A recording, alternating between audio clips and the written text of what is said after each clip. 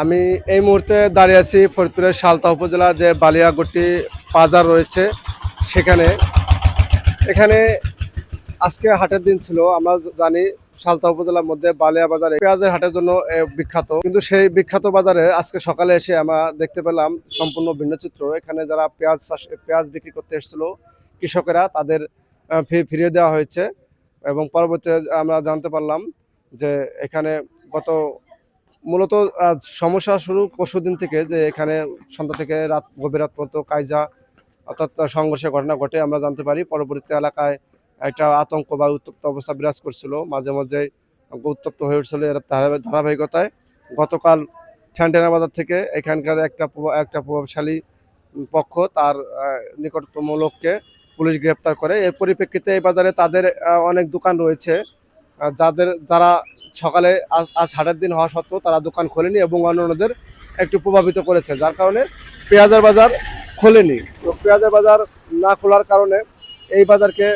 এই মূলত বাজার খোলে নাই দুটা কারণে। একটা হচ্ছে গ্রেপ্তার আতঙ্ক এবং আরেকটা হচ্ছে আপনার লুটপাটের ভয়। এখানে যারা ব্যবসায়ী আছে তাদের সাথে কথা বলে জানতে পারছি তারা মূলত এই আশঙ্কা করছে যদি দোকান খুলে হয়তো তাদের দোকান লুটপাট হয়ে যেতে পারে, আবার অযথা পুলিশি হয়রানি হতে পারে।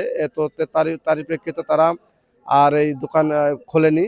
আর এই পেঁয়াজ বাজারকে কেন্দ্র করে অন্যান্য যে কাঁচা বাজার বা মাছ বাজার, অন্যান্য যে বাজারগুলো আছে সেগুলো খোলা হয়নি। তারা বলছে যে আমাদের নিরাপত্তাহীনতার কারণে মূলত আমরা দোকান খুলিনি। এছাড়াও কিছু ব্যবসায়ী জানিয়েছে যে আমরা দোকান খুলতে পারলেও দোকান কাদের কাছে বিক্রি করবো, বাজারে তো কোনো লোক নাই, তো যার কারণে বেচা কেনাটা ওইভাবে করে নেই। তো আমরা এখন কিছু ব্যবসায়ীদের সাথে কথা বলবো, তারা কি বলে আসলে বর্তমান কি অবস্থা, কেন তারা দোকান খুলেনি, আমরা জানার চেষ্টা করবো। ক্যান্টিনের বাজার থেকে একজন পেঁয়াজের ব্যবসায়ীকে ধরছে।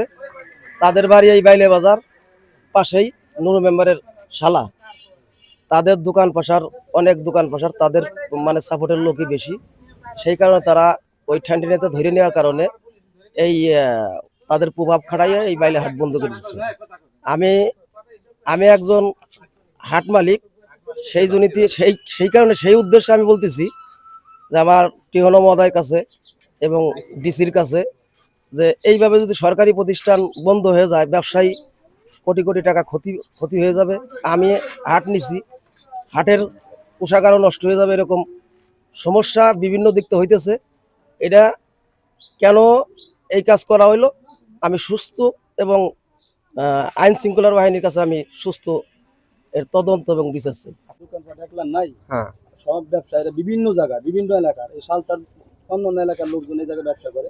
প্রত্যেকটা দোকানে যায় যায় জিজ্ঞেস করেন, দোকানদার যদি থাকে সবাই আছে বাজারে, জিজ্ঞেস করেন কি কারণে তারা বন্ধ করছে। যার যার দোকান স্বেচ্ছায় তারা বন্ধ করছে একমাত্র নিরাপত্তার স্বার্থে, যে আমাকে নিরাপত্তা কেউ দিতে পারতেছে না। নিরাপত্তা কি আপনার নিরাপত্তা দুটা, একটা পুলিশের সংক্রান্ত আর একটা হচ্ছে সংক্রান্ত আর একটা পাবলিক। আপনার কোনটা লুটপাট হয়, আপনার কোনটা আতঙ্কে আছেন? দুইটাই আতঙ্কে। আমার কথা হলো যে বাজার রাজনীতির ঊর্ধ্বে থাক, রাজনীতির বাইরে বাজার থাক, বাজার উন্মুক্ত থাক সবার জন্য, ব্যবসায়ীরা নিরাপদে ব্যবসা চালায় যাক। আগেও কি এমন লুটপাটের ঘটনা ঘটছে এই বাজারে? কাইজে হইলি লুটপাট হইতেছে, আচ্ছা আচ্ছা। কাইজে হইলি লুটপাট হইতেছে। আমারই চাচা হাটের ইজাদার, আমরা এর সঙ্গে জড়িত আছি।